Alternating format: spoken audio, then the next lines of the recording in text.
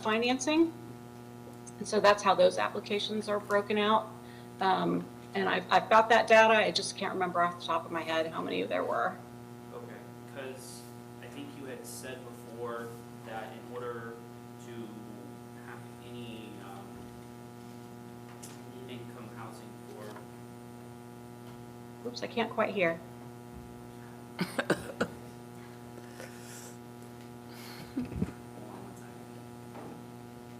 Okay.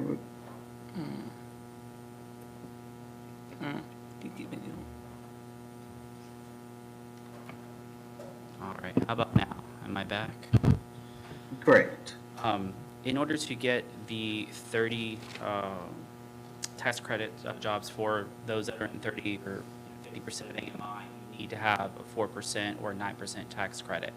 So what can we do in order to compete for those, tax credits is really like where I'm trying to figure out what we can do in order to, because that is really our biggest need in our county is those who are in the very, very low, income bracket. So what can we do to compete for those tax credits? The biggest thing that you can do is financing, honestly, or funding, because the 4% tax credits only cover 30% of the project cost. That's why the 9% deals are so competitive, because they cover 70% of the project cost. So absolutely being able to give a developer that gap funding is very critical. Also reducing costs like application costs. So like I said, it's $10,000 to rezone a property at least, and that's not including all the soft costs that go with it. So just being able to reduce those soft cost fees are a big deal. All the developers that we talked to said impact fees were a huge consideration, and now Florida statute allows local governments to waive those fees entirely for affordable housing projects. So that's a huge deal, is waiving those impact fees.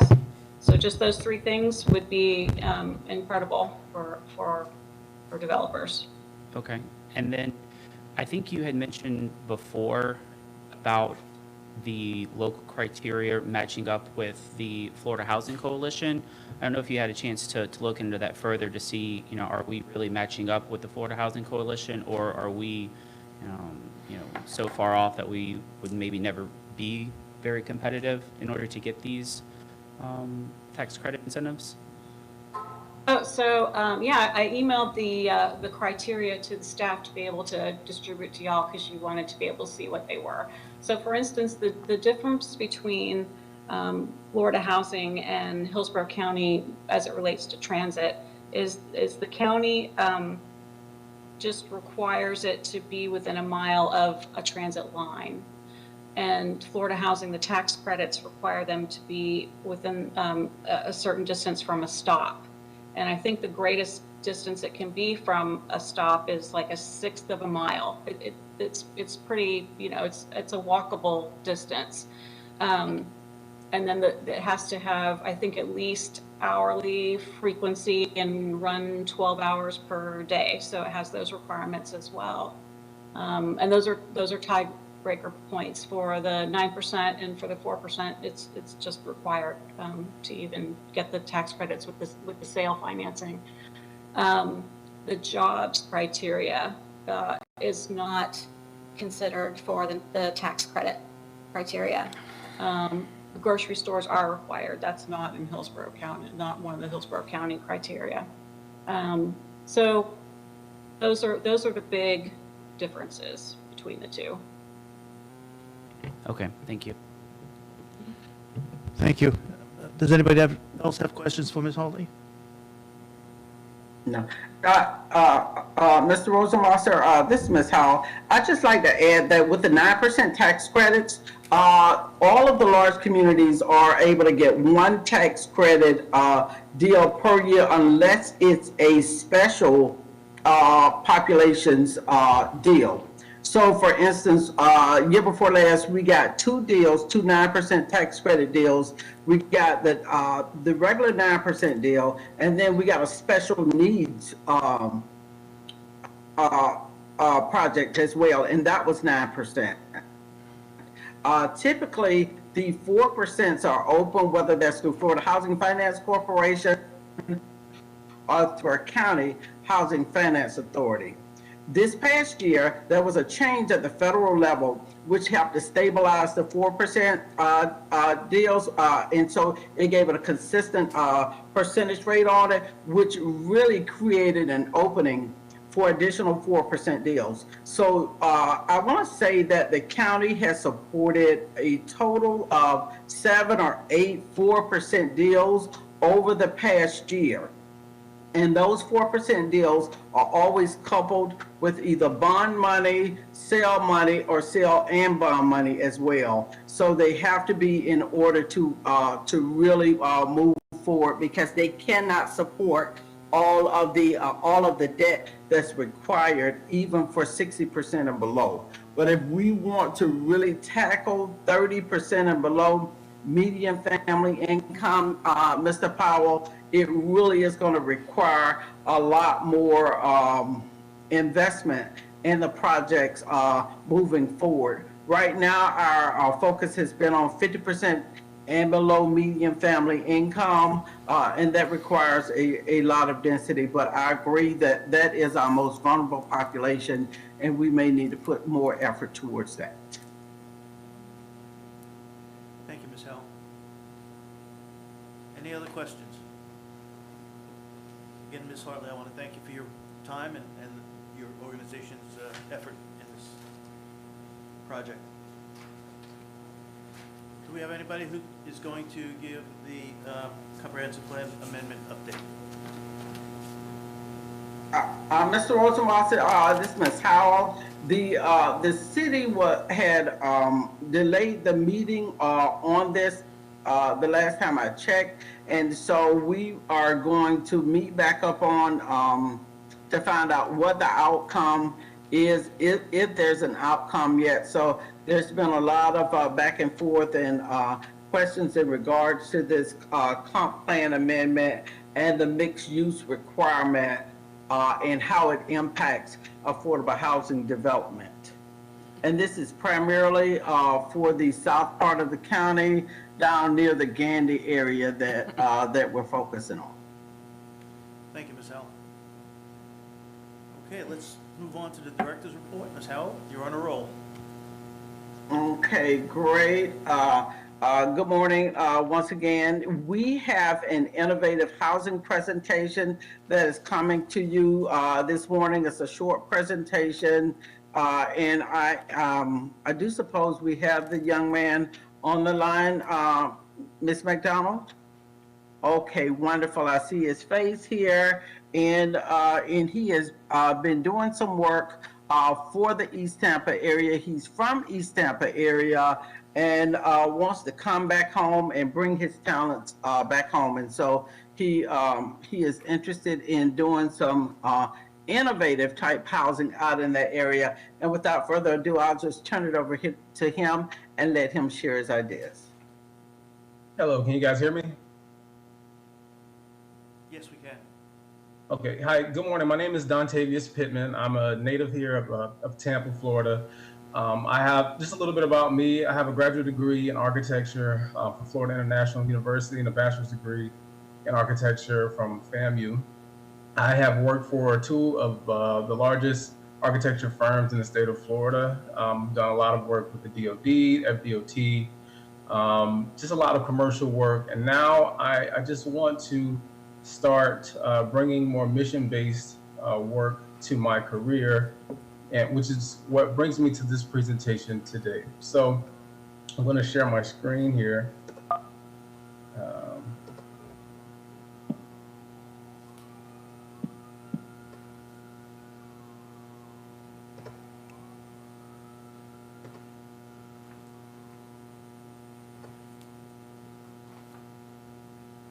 Can you let me know when you can see the presentation?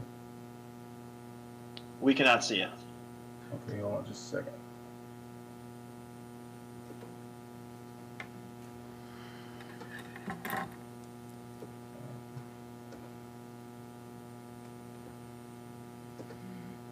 Mr. Brewer, does he have sharing rights? He should. Dontavius, do you see the share button on the bottom there? Yes, yes. I selected the share button, and now it states that it's connecting. I have a spinning window. Okay. Can you see it now? I have nothing still. Do you have two screens right now? Like two monitors? Is it maybe sharing another one or? No, I have a single monitor open now. Okay.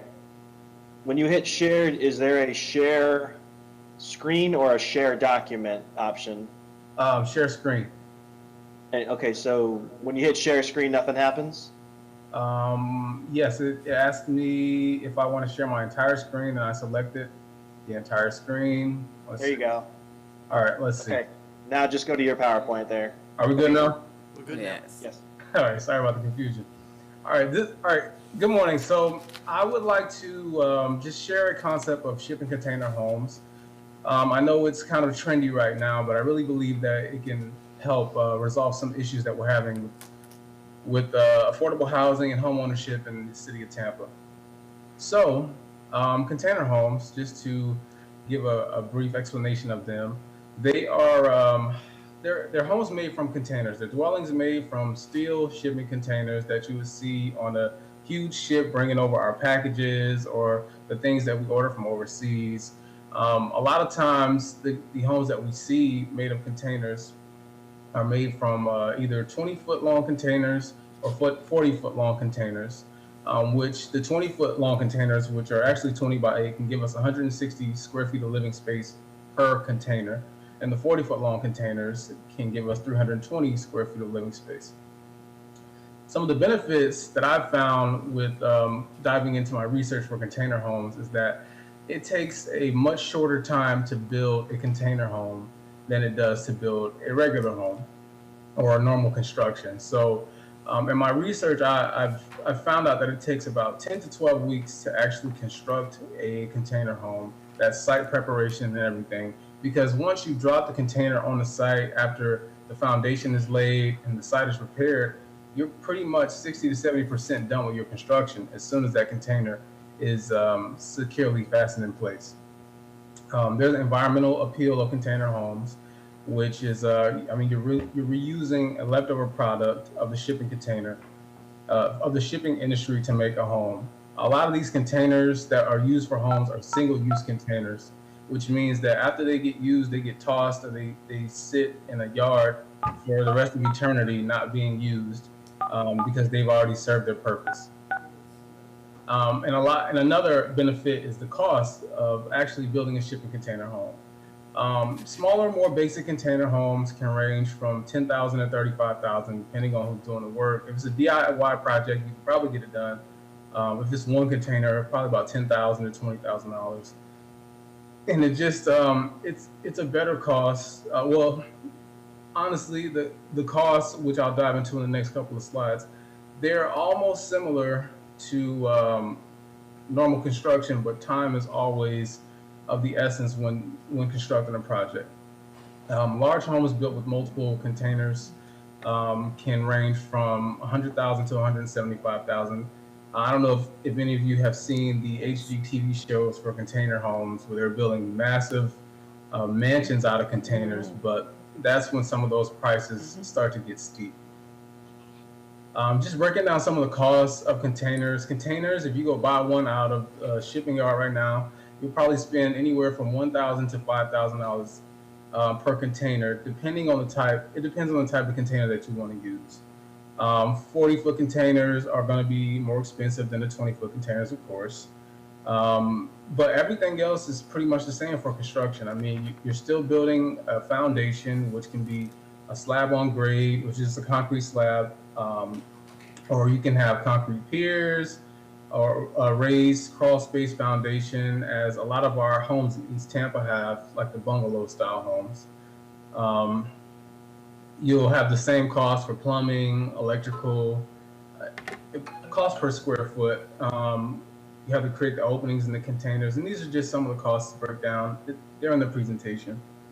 This next slide I want to show here is an example of how close container homes are to Hillsborough County already. This project was completed by a family in Manatee County in Inglewood, Florida. Their reason for building this was that they wanted a lifestyle change and they wanted to minimize the things that they had and the space that they had to take care of. This home was created using 3 shipping containers, and it gives them about 960 square feet. As you can see, inside is modern living. They have laminate floors. They have a pretty nice sized kitchen, a living room as well. So when you think about container homes, I know it might seem like a compact space, but they're really getting the most efficient living out of these 3 containers. Another concept, which is totally different from just regular housing, is this is a mixed-use art studio in Pinellas Park. It was somewhat funded by the Pinellas County government, and this is used as an apartment and an art gallery for an artist. And this was made with 7 shipping containers and cost about $250,000. And it's currently being used to rent out art space and as an apartment for the artist.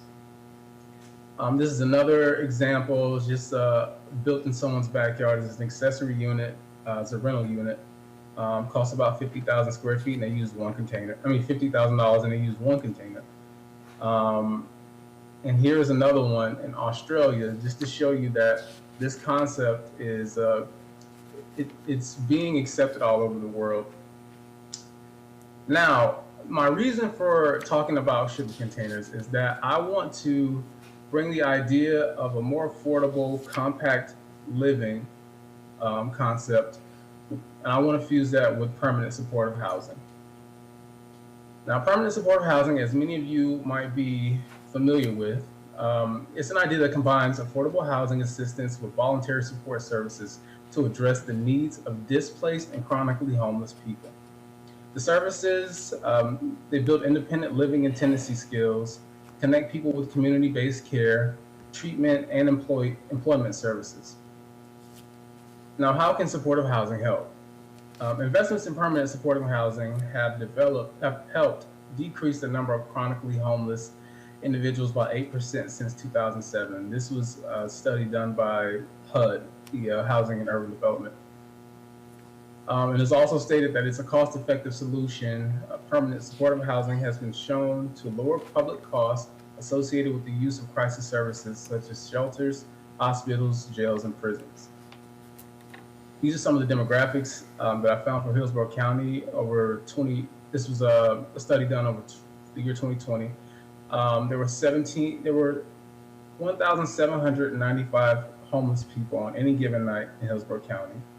12.7 per 10,000 people in the general population. People experiencing chronic homelessness in 2020 was about 266 people. There were about 379 homeless families on any given day. And the homeless student count was about 4,240 on any given day. Unemployment rate was 4.7. These are just facts that are part of the presentation. So this is what I'm here to show you. This concept is already in place in Dallas, Texas, and it's called the Cottages of Hickory Crossing. They have built a large development for tiny homes as a project for supportive housing to support the 50 most chronic cases of homelessness in Dallas. It reimagines traditional models by abandoning section forms for separate but linked structures. The project size is 3 acres, and it's 50 cottages. They're all 430 square foot cottages, which is about the size of 2 containers, just a little larger. As you can see, they have built an entire community based on servicing the most underserved population in their city, which is the homeless. As stated by one of the designers, the cottages aren't temporary shelters, but they advocate for permanent supportive housing. And these homes are linked with services that can be occupied for as long as the residents meet minimum requirements. And what they do is the minimum requirements include paying rent, 30% of whatever income they might have, but the minimum is $50 a month.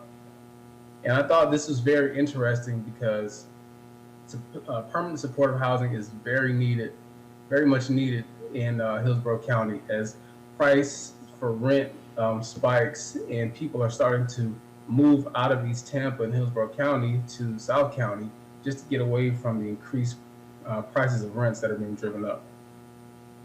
This next slide right here is going to show a concept that I have for container homes in East Tampa or Hillsborough County. This is 2 containers, very compact, but a very efficient use of space. As you can see, it shows 3 bedrooms, 2 baths, a living room of about 100 square feet, and a kitchen that's nice size for cooking. And a buffet or banquet here, a breakfast nook. This is just showing how efficiently we can start living and how we can give people a more compact but affordable lifestyle. What I would like to bring to the table with these containers is a rental subsidy program for seniors and single parent families, which is the population that I would love to serve. The goals here for this program are to create self-sustaining tenants through collaboration with existing organizations, help tenants transition to home ownership after completing the program, educate at-risk youth and returning citizens in skilled trades by partnering with existing programs. So programs that are already in place with existing, with returning citizens, whether it be welding or construction programs that are teaching these people skilled trades, or even working with some of the schools in the county that already have programs with their students servicing. Needs for this program are, for the short term, I would like to create a pilot model, which can be placed on a minimum size 2,500 square foot lot. I mean, honestly, the building for 2 containers is 16 feet wide, which if we meet the minimum requirements for setbacks, that will equal about a 2,500 square foot lot. Doing my research, there are a lot of lots that we deem unbuildable in the county because they're too small to meet our regulations for zoning. And so I would like to take advantage of those lots by placing these smaller homes there to kick off this program. And what we need for the program is assistance with acquisition and construction funding. And for the long term of this project, I would love to collaborate with the county in any existing programs to create a village concept like the cottages in Dallas, Texas. Thank you, and here are my credentials. Once again, I am an architectural designer. I'm a licensed contractor in the state of Florida. And I have tons of experience doing commercial architecture and construction. Thank you. Okay, great. Thank you, Dontavius. Thank you so much. And to the board, Ms. Burton. So you brought us this true gem. Do you have any comments or questions? Yes, Ms. Howell? I've had an opportunity to see the project in Dallas, as well as the one in Sao Paulo, as well, and Australia during some of my travels. You typically find them in areas where major ports, because the cost of securing these containers is significantly lower, and locating them to a nearby city. In Brazil, for instance, I noticed that where they're put the areas, the lower income areas, which are deplorable, are called favelas, and basically 3-sided houses. And these shipping containers they'll put a single next to a double, and it has improved both the quality of the housing and the affordability of the housing. They actually have bathrooms where in Rio and Sao Paulo, many of them don't. So it's a wonderful it's a wonderful idea, and you the greatest success, and hopefully that we can, the county can work with you in that area. A question from Yes. Ms. Burton. So my comments is that, and I want to go to what the two callers, the public comments that were made this morning. The continual cry in our community to deal with this severe lack of affordable housing. And I hate to even say affordable housing now because it has been so hijacked.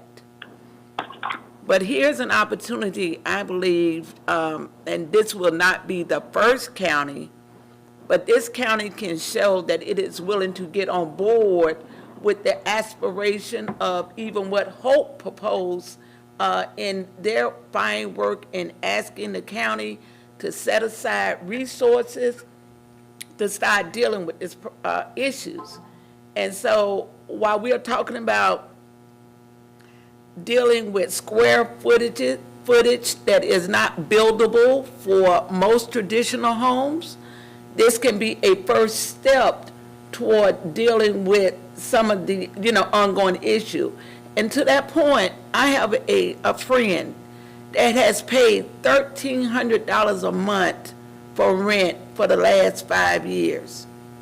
If she continued on with that trend, she would have paid almost $150,000 for rent.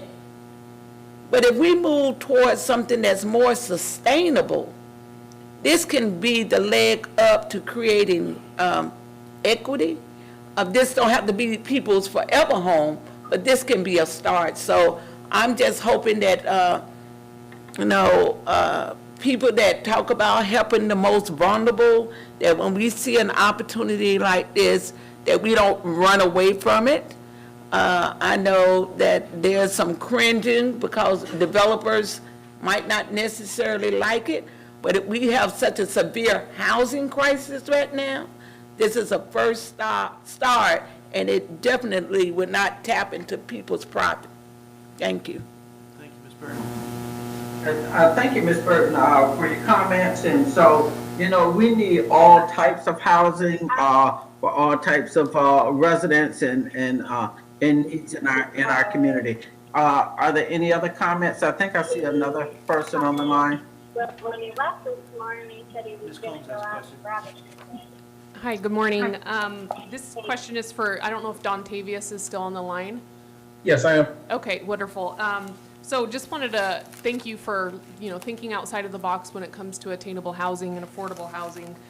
We did something similar called Sound and Secure Homes, where it was specifically for single parents, and it was a lease to purchase home. And it went really, really well. Our two mothers that were in the home, they're going to be owning their homes, one of them next month and the other hopefully in about 4 months. So it works. My question to you is, do you have a cost proposed for the container homes in Tampa, Florida? Have you got together some pricing on that? Yes, I put together some construction costs for container homes, yes. Would you like for me to send that to you? Yeah, I would love to learn about the pricing that you have, because I think that the idea that you have is something that we've talked about for years, and I think it's time for us to really give it a go at a larger scale to help the population that we've all been talking about every single meeting. So if you could send that to me, that would be wonderful. Okay. May I have her contact information, please? Ms. Howell, if you can have that shared with the entire committee, I think it would be a wonderful benefit for all of us. Okay. Dontavius, if you could share that with us, and we'll send it out to the group at large. Okay. Thank you very much, Ms. Howell. Any other questions? Thank you so much. Are there any other questions? Ms. Strong, Dr. Strong. Hi, thanks so much for the presentation. So my question for you is that you were comparing the container homes to stick-built homes in terms of the timing and the cost, but what about other kinds of manufactured homes? Are there advantages or disadvantages to container homes if you compare them to factory-built housing? Yes, so, factory-built housing, honestly, container homes can be factory-built. but you have the option of building them on site, which means you have the option of modifying them during construction instead of just purchasing them from a manufacturer to just drop it on site. So I guess that would be it. The customability of building these homes on site would be the benefit here. Thank you. Okay. What about price variation, Dontavius? Manufacturing versus container built. Is there any benefit? So honestly, because containers are a variable cost, honestly. So with manufactured homes, you have the price is the price with buying these manufactured homes, these new manufactured homes. Let's say I wanted to go purchase a container to put on the site today, right? The price could be $1,000 today, or it could be $2,000 tomorrow. You have enough room in here to negotiate the construction cost for your home. Okay, great. Any other questions or comments? I was just curious, did you look into whether these could be financed and then also be insured, and how compared to a mobile home or a manufactured home? Yes. So honestly, with the as long as we adhere to the building codes and they are hurricane sustainable, they meet all NOC and Florida guidelines, they can be insured. And financing, for financing, I haven't found a financial institution that specifically or out loud, I haven't found a financial institution that generally states that they support container homes. Mm-hmm. And that's typical, so the banking industry always kind of lags behind.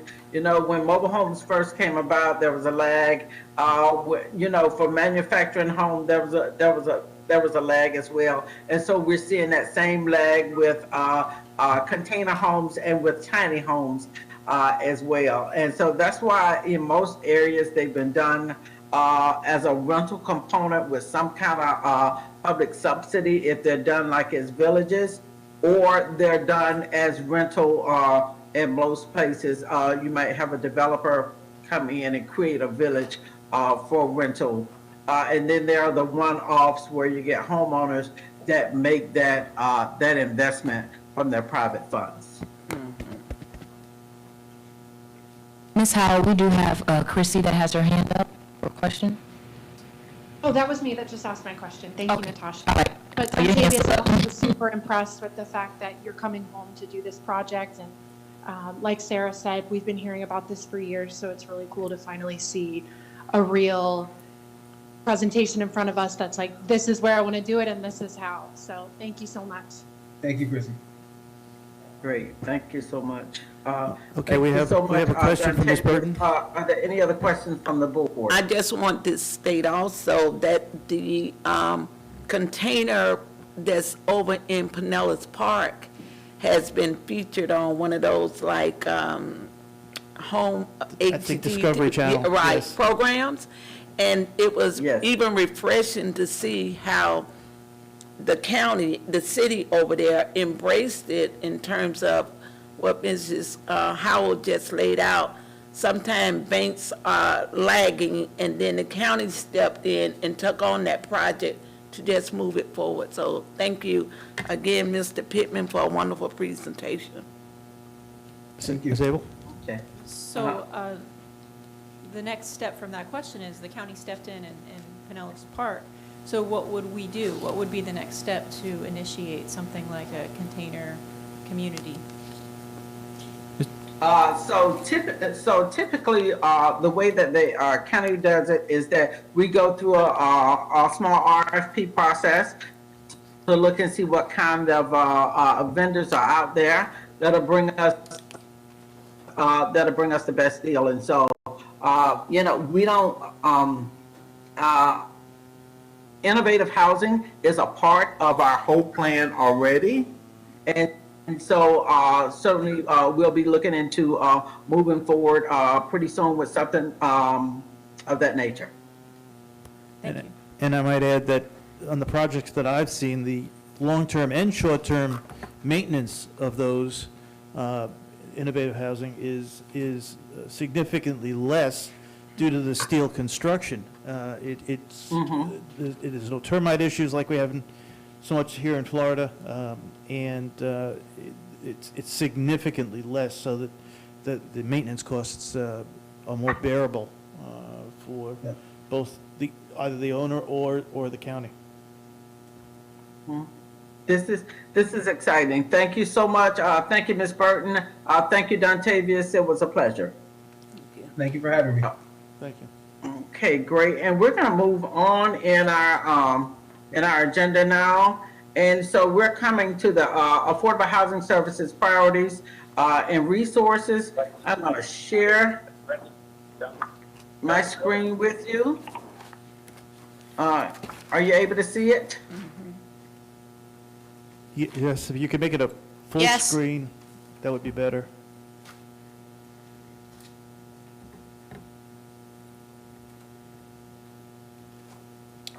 Okay, make it larger. Please.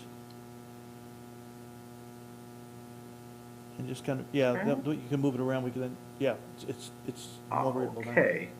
Ms. Howe, you might be able to hit the view button on the top left, and you might be able to do full screen.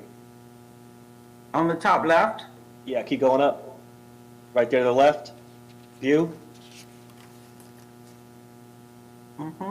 There should be a full screen mode down there. Okay. Let's see what we got here. Oh, Great. Thank you so much. I appreciate that. And so I did want to share with you where we are in terms of the different type of projects that we've taken on, what's happened over the course of the last, I want to say, 8 to 10 months. We kind of had to change courses as we went into the pandemic. Our efforts and energies were taken in a number of other directions in trying to stabilize the community. And so I kind of wanted to circle back around with you to inform you of where we are, what kind of projects we've taken on, and where we're moving forward. So we put forth a 10-point affordable housing response plan to how to sustain our efforts during this pandemic. We looked at a number of different programs. The landlord eviction program, the displacement program for rental and mortgage assistance, lease acquisition of a motel, rapid rehousing, shared housing for 50 targeted neighborhood rehab, eviction forgiveness, nonprofit guaranteed landlord rehab program, private unit rental subsidy, and elderly and medically vulnerable for temporary placement. And so while this was a robust plan, we've not been able to take on all of these things all at once. And so I do want to share with you what we have been able to do, what we found some difficulty in helping to roll out, because it takes partners all around to make this happen, and how we're going to move forward. So when we look at the community impacts that we've made thus far, with the multifamily preservation and the new construction, we're looking at a total of 916 apartment units that are underway. And those are with 9% tax credits and 4% tax credits, and some just local housing funding. So we've been able to do an acquisition rehab of a small motel. We have done an acquisition rehab of a 28-unit apartment complex. We have a 20-unit apartment complex that's underway right now. We have another veterans housing apartment that is under rehab right now. We have two 4% deals that are underway that were funded with the HOPE funding. We have a Blue Sky deal that'll be going to the board on Wednesday, and that is for $5.9 million. And I want to say that is 64 units. We have another deal that's 110 25 units, and that's a 4% deal that'll be coming to the board. We have a 100-unit apartment complex, senior apartment complex for South Hillsborough County that'll be coming to the board. We have one being built in Brandon right now, and a couple of other ones that's in the early stages. In the eviction prevention program, we've been able to assist 1,649 households. And for the rapid rehousing, we've been able to assist 97 households through our partner agencies. When we're looking at leveraging of local funding, we have leveraged more than $170 million in local funding for the projects that we've taken on thus far. Even with our eviction prevention and our rapid rehousing, we've been able to leverage some state funding with that as well. In our innovative housing, we've been able to do 2 units. And when I talk about the innovative housing, I want to take you back a little bit where we, and this is for our shared housing for singles 50 plus years old. So thus far, we have 2 single-family houses that are set up. One is set up specifically for veterans, and the other is set up specifically for women, and they're all over 50 plus years old. We have been able to provide 49 households with down payment assistance, and this is in the last 8 months. We've been able to assist with 25 new homes that's under construction. We've been able to assist 6 households for targeted rehab, and 6 are pending right now. So when you look at that targeted rehab program, we've been able to launch that as well. And so we've been pretty busy in all areas. As you can see, that we need all of our tools in the toolbox to try to move the needle. And I know sometimes it doesn't feel like the needle is being moved, but what I can share with you with our multifamily preservation in our new construction, we have been able to really focus on our 50% and below median family income. We have made wise investments and really pushed our developers to increase their efforts and really maximize on this on the 4% stabilization that occurred at the federal level as well. But as you can see, home ownership is still underway. And our ability to really kind of take a look at the whole picture in trying to leverage our funding with the federal and the state funds as well. And so what does that look like in terms of the money that's been spent? 48% of the funds that we've utilized have gone towards multifamily rental. 18% has gone towards a rapid rehousing. We have eviction prevention at 20%. And these are things, you know, some of the eviction prevention was really accelerated due to the pandemic, you know, and as we see some of our families becoming a little bit more stabilized, we'll see a drop in some of those as well. Our targeted housing rehab, really, there's a real need to preserve the existing housing that's owned by low and moderate income families.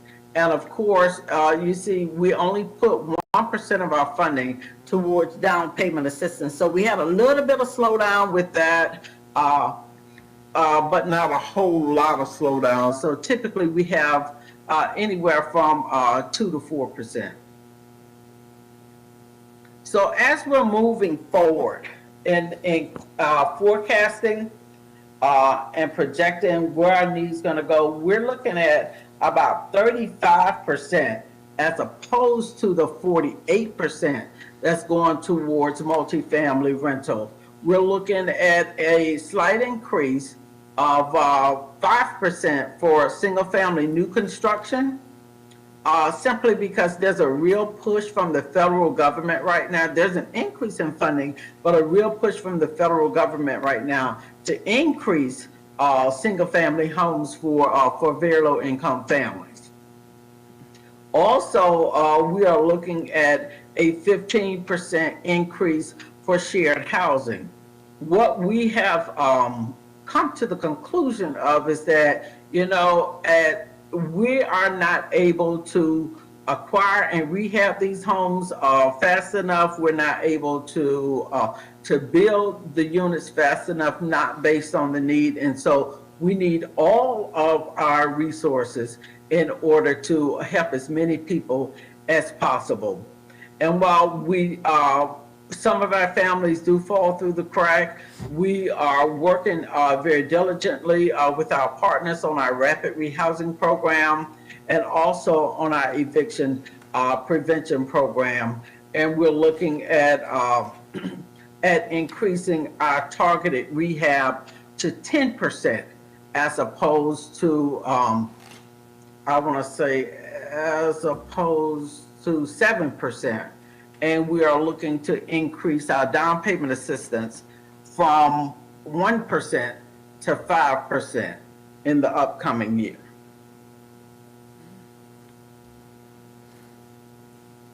And so I just kind of wanted to be able to share with you where affordable housing has been, just taking a look back on the type of things that we took on, where we were, and where we're going to move forward as the funding comes in. Ms. Howell, Are there any questions? I want to say that while the pandemic was a very devastating event, it's changed the thought process of many people relative to the size of their home needs, to sharing of needs, and your department has done an amazing job with that. I want to commend you for that. Thank you so much, Mr. Rosenwasser. I'd like to open it up to the board for questions.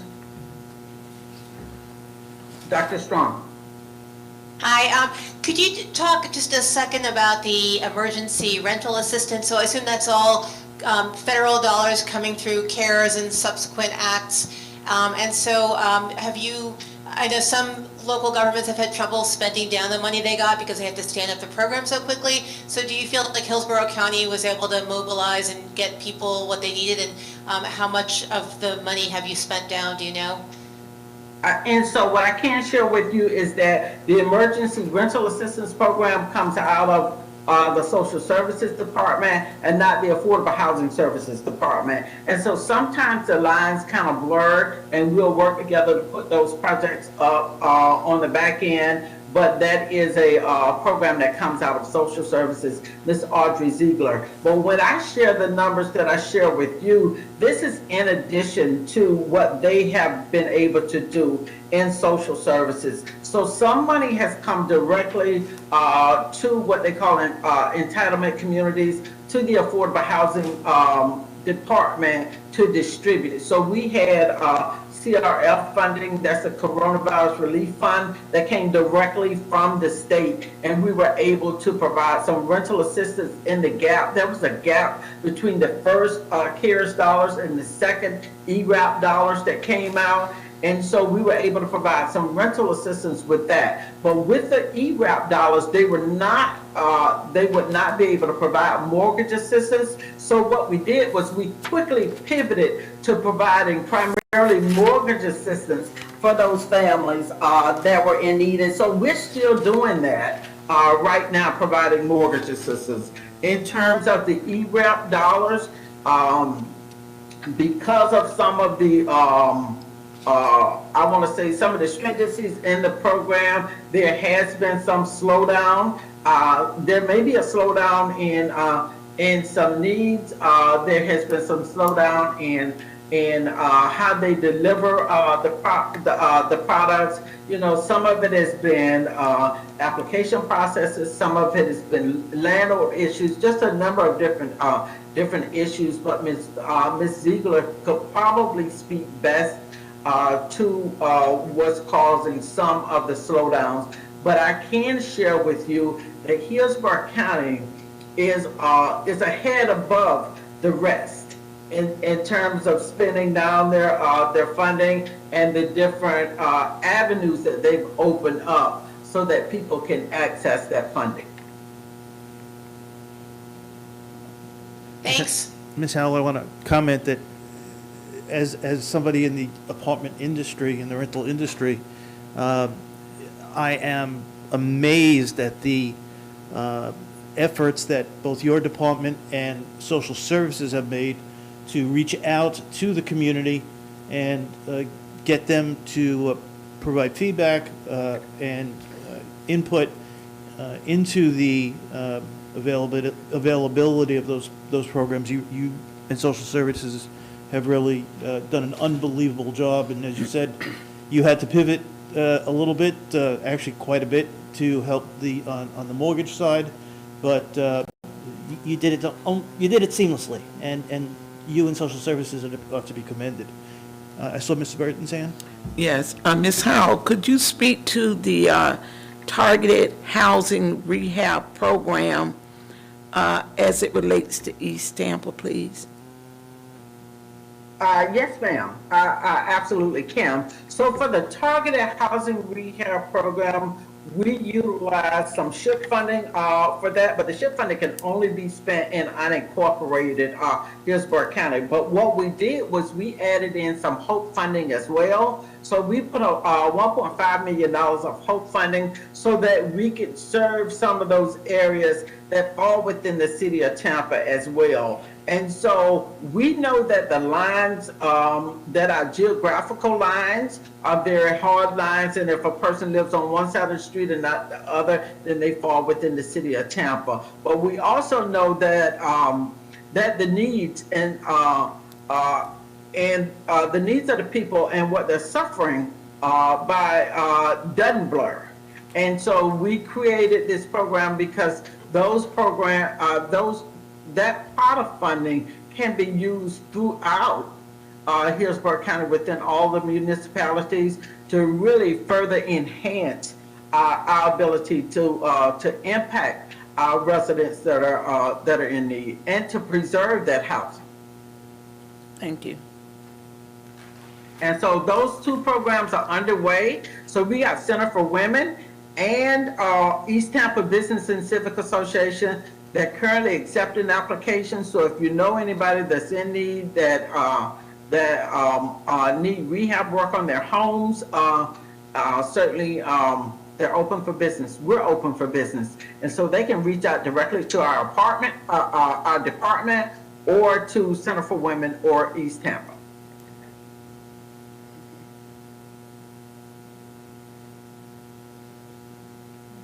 Any other questions regarding the subject? Thank you, Ms. Howell. You want to proceed? Okay, are there any other questions? I just want to say thank you to the board. Thank you for your support, your encouragement, your advocacy. We have a yeoman's job to do, and you guys certainly are up to it. Thank you so much for all that you do. Thank you for, And thank you for everything your department does as well. yeah, let me get back to the agenda here. I'm working on two different items. We have the Florida Housing Coalition is having their annual conference from August 30th to September 1st. And so we open up that conference for training opportunities for our board members. And so if you'd like to participate, please send your name to Ms. McDonald, and she'll get you registered for that conference. This year, the conference will be virtual as well. and we're going to bring to you one more training opportunity before the end of this year that you'll be able to participate in, and that's going to be a face-to-face conference. I don't have that information for you today, but I will have it for you next month. Okay, we are updating our calendar for the year as well. Our calendar is going to be updated. We will not be having a meeting in December. We will not be having a meeting in December, and so any items that we typically would take care of in December would be moved up to November or moved forward to January. And so you'll get a little bit of a break there. You have a list of recently approved board agenda items in your packet. We provide those for you each month. If there are any questions or comments on any of the agenda items that went forth, I'll take those questions and comments at this time. Are there any questions? Yep. Sarah, you kind of looked like you wanted to.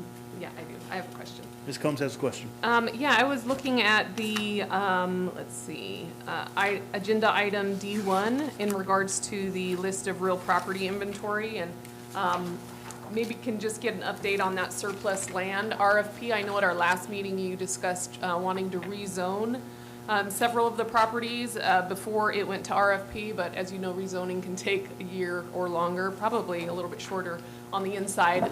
But just after seeing D1, wanted to find out if there was an update on the surplus land RFP that was scheduled to go, or is scheduled to go out. Yes, and so after I got the timing from Development Services on that, we're pulling one of those parcels off, and we're going to move forward with the 3 primary parcels that we were going to move forward on. Well, actually, it's 4. It's one large one that's an assemblage of properties, and that's we reference it as one property. That's Lockey Lane, and then we have the Town Center property, the property off Ehrlich, and the Knoll Pine Way property. We're going to move forward on those properties for RFP. In the 66th Street property that we were looking at for rezoning, we're gonna pull that property and be able to do the back work on that property before we bring it forward, Sarah. Okay, thank you for that update. Okay. Any other questions?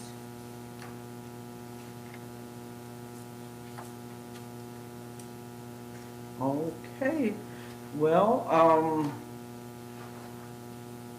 let me look at my agenda again here. Next item would be. We have I'm sorry? The next item would be the Affordable Housing Services report, followed by the grant updates. We have our Affordable Housing Service reports. They're included in there. If you have any questions, please, I'll take those questions or comments now. Any questions? Okay. With our federal, state, and local grant updates, I did want to bring you a bit of good news. And so we are looking as if we're going to get about $7 million, a little over $7 million from this year's SHIP distribution. And so we're really, really excited about that. It's our hope that those dollars will remain consistent as we move forward. And so that's been the promise thus far. So that should be that should be our allocation amount, or around the same amount for each and every year moving forward, unless we see a tremendous spike or loss in dock stamps. We don't have any other updates in terms of the federal funding or any infrastructure funding, any additional funding for housing or financing options at this time from the federal government.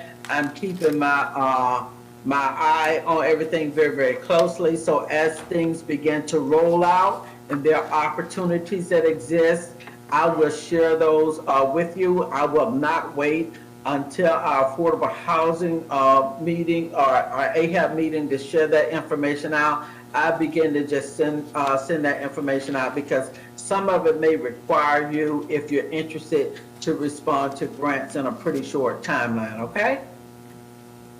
Yes, ma'am. And I want to say we have our monthly newsletter that we've shared with you, and that is all for me today. That newsletter is amazing. It really provides a lot of information in a very concise manner. And every month we feature one of our projects. So Thank you very much, Ms. Howell. Are there any more questions? Ms. Combs? Yes, I had a question. I know we are having some IT and sound issues at the beginning, but for public comment, we did have someone that was requesting information regards to the HOPE funds. I don't know if you caught that, Cheryl, but is there a way that we can give them an itemized report on where those HOPE funds were spent? I know that that was the request this morning, and I think that I don't know if you heard that. We had some troubles with, like I said, the sound, and so just wanted to bring that request to the board once again. I think that was Ms. McCoy. I certainly heard the comments that was made, and Sarah, and so I meet with Hope. I want to say I probably meet with them about once a quarter to give them an update. You know, typically on public records requests, we don't create reports based on public records requests, but I will provide them with all the information that we have. It appears that they may have a disconnect with information that was shared with them, because you certainly know that there is a little over $5 million from HOPE funding that went towards a UACDC Blue Sky project. And that wasn't mentioned either. But yes, we would be more than happy to share the information that we have. And if we could get that information as well, I think the board would probably appreciate seeing where the $10 million is going specifically. And, you know, again, want to thank the HOPE Fund as well as Hillsborough County for awarding $5.8 million to Uptown Sky, which will provide 61 multifamily units for low-income residents in the community. So very appreciative of that funding, and thank HOPE for all that they did to get that funding as well. Great. And just an FYI, what I'll do is we had an RFP for, I want to say $19 million that went out for several different multifamily projects. Your particular project was included in there, Sarah, and I'll send that out to the board at large. And that includes all of the funding that's been encumbered and allocated for HOPE projects. Fantastic. Really appreciate that. I've shared that with the board previously, but I share it with them again. Thank you very much. Any other questions of Ms. Howell? Ms. Howell, thank you very much for your very detailed information.